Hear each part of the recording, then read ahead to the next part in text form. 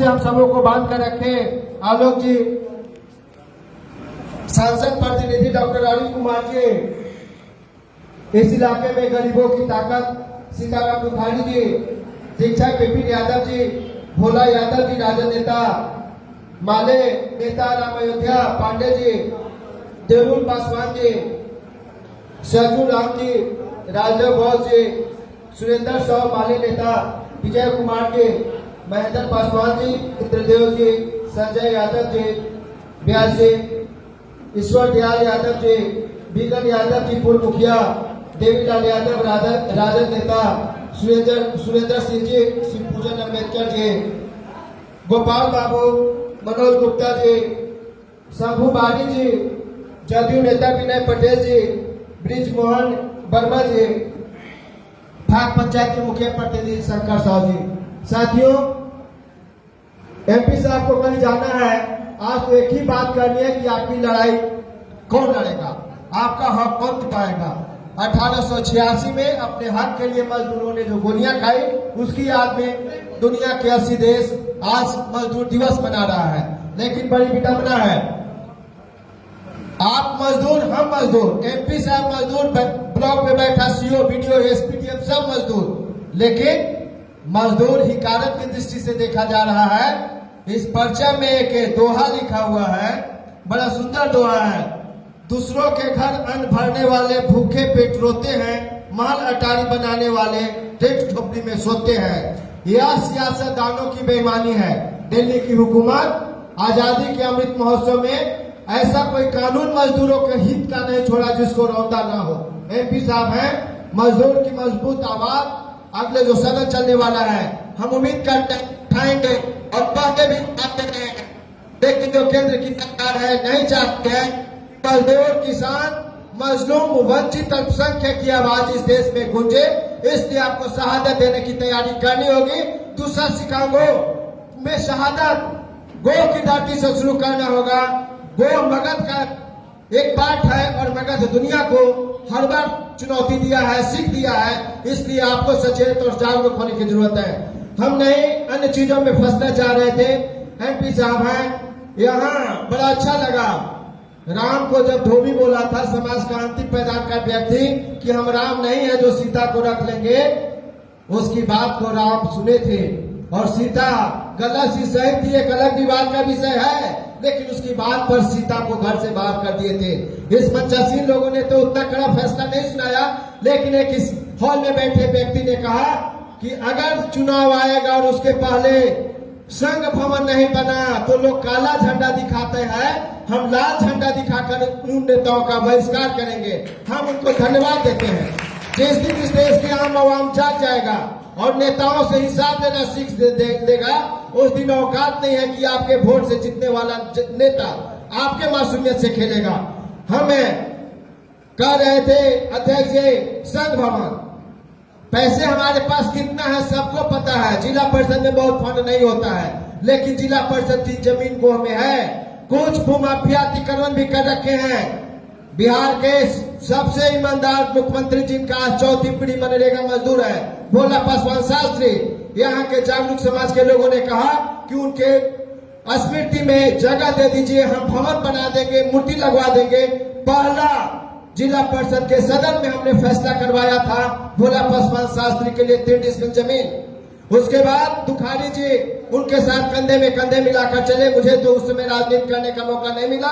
यह समाजवादी धरती अवध बाबू की धरती है, अवध बाबू की धरती, और पता नहीं कौन कौन लोग यहाँ सुशोभित हो रहे हैं। अपने बल पे, उनके कर्मों से सुशोभित नहीं हो रहे हैं। अवध बाबू को याद करने वाला कोई नहीं रहा। लोगों ने कहा, समाजवादियों ने कहा कि अवध बाबू की मूर्ति के लिए भी हमें जमीन चाहिए। उनके लिए भी 3 डिसमिल जमीन जिला परिषद की ओर से मिल गया है। हम आपको आश्वस्त करते हैं, एमपी साहब अगर फंड दे दें आपके भवन के लिए तो 3 डिसमिल जमीन आपको जब इच्छा हो, आपकी जो भी जिला परिषद की बैठक होगी, जिला परिषद की ओर से आपको देने का प्रयास किया जाएगा।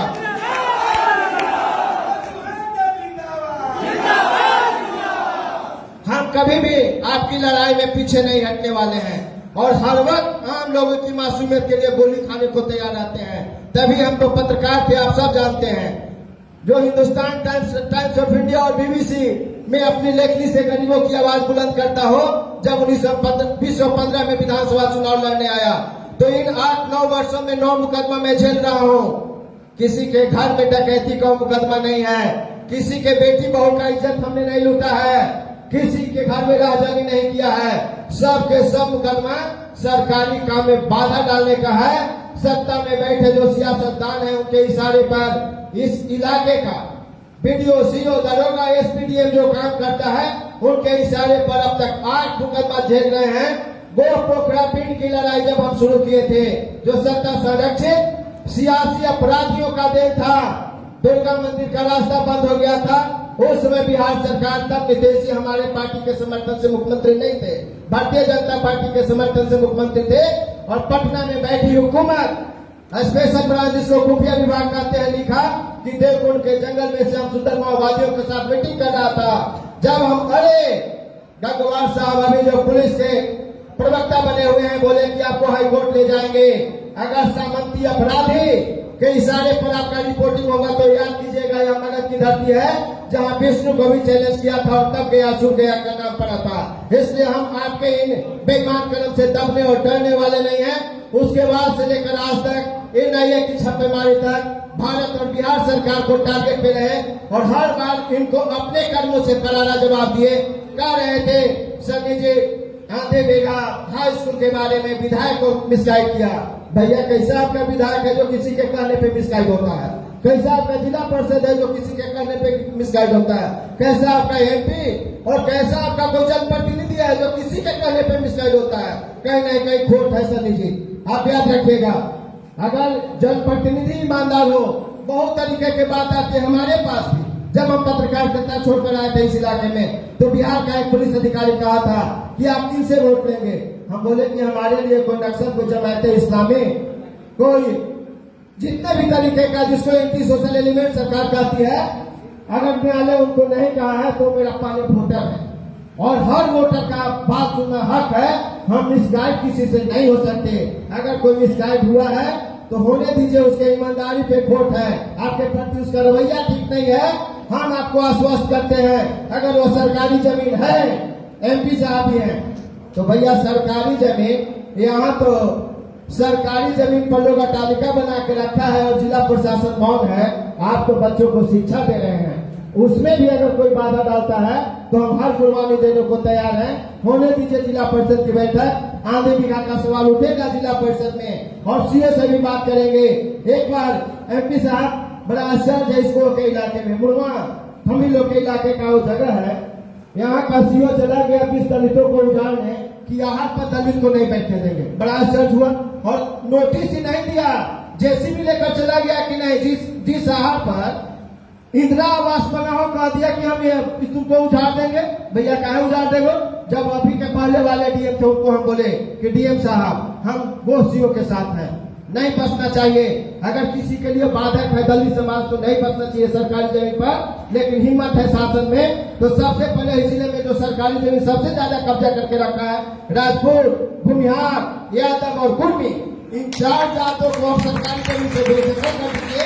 हम पूरे विधानसभा में घूम घूम कर दलितों का पैर पड़ेंगे और उनको सरकारी जमीन से हटा देंगे। लेकिन बेवजह सामंतों के कहने पर अगर कोई सीओ, कोई बीडीओ, कोई डीएम या शासन का कोई भी अधिकारी उसको बेदखल करता है तो हमारे जीते जी होने नहीं जा रहा है। जब तक हमको गोली नहीं मार दे तब तक ये संभव नहीं है। एक बात और कहकर अपनी बात समाप्त करेंगे। एमपी साहब को कहीं जाना है, हमारे इलाके में हमीद नगर पुनपुन बराज परियोजना है। आज से 74 साल पहले 5 सितंबर 1974 को हमीद नगर पुनपुन बराज समेत 7 मांगों को लेकर कुर्था के प्रखंड मुख्यालय में एक सभा करते हुए सत्ता संरक्षित अपराधियों के गोलियों के शिकार बना दिए गए थे जगदेव बाबू। उनका सपना उनके शहादत के बाद से अधूरा है। मगध का खेत आज तक सिंचित नहीं हो पाया है।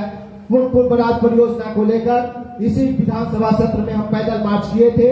बड़ा आश्चर्य लगा, हर पार्षद पर नेताजी आते हैं, वोट लेते हैं, चले जाते हैं, लेकिन जगदेव बाबू के मूर्ति पर माला भी चढ़ाते हैं, लेकिन जगदेव बाबू के सपना साकार करने के लिए चिंतित नहीं होते हैं। मुझे भरोसा है अपने एमपी साहब पर हम लोग की जमीन 700 रुपए डिस्ट्रिक्ट सरकार लेना चाहती है। वहां के किसान आंदोलित है। एमपी साहब आप पहल कर दें, आज के बाजार भाव से किसानों का मांग है वो सरकार जमीन का दाम दे दे, उसके बाद नगद के खेतों को सिंचित करने की बात करे, वरना यहाँ के किसान अपनी जमीन किसी दूसरे खेत को पटने के लिए नहीं देंगे। आज पूरे बिहार में कोई ऐसा इलाका नहीं जहाँ 700 रुपए डिस्ट्रिक्ट जमीन हो, जबकि हमीर नगर के पूरे इलाके 1980 से शिक्षित है। रेवेन्यू देते हैं, सरकार को सिंचाई विभाग को टैक्स देते हैं। इस तरीके के बेईमानों किसानों के साथ नहीं होनी चाहिए। इन्हीं शब्दों के साथ आप मुझे इस योग्य समझा और आप अपनी लड़ाई में मुझे शामिल किया, इसके लिए बहुत बहुत धन्यवाद। बहुत बहुत धन्यवाद सर। हमें आशा था